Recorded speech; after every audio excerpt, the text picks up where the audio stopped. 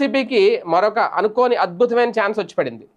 మరి దీన్ని క్యాష్ చేసుకుంటారా అనేది ఇక్కడ చూడాలి. వాస్తవానికి వైఎస్ఆర్సీపీ గతంలో బుగ్గన రాజేంద్ర రెడ్డి గారు అసెంబ్లీ సాక్షిగా అమరావతి భూములకు సంబంధించి 2050 ఎకరాలు బినామీలు కొనుక్కున్నారని చెప్పి కొన్ని లెక్కలు చూపించారు. వాళ్ళ పేర్లు కూడా చెప్పారు. అప్పుడు ఏంటి, ఇన్సైడర్ ట్రేడింగ్ జరిగింది, ముందుగా లీక్ అయ్యి వీళ్ళందరూ కొనేసుకున్నారని.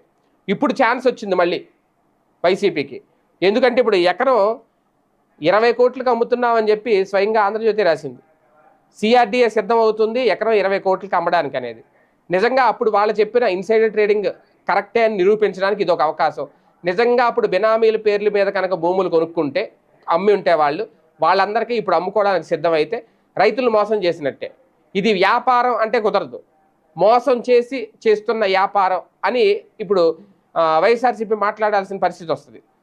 ఎందుకంటే అమరావతిలో రైతులను మోసం చేస్తున్నారా, లేదంటే రాజధాని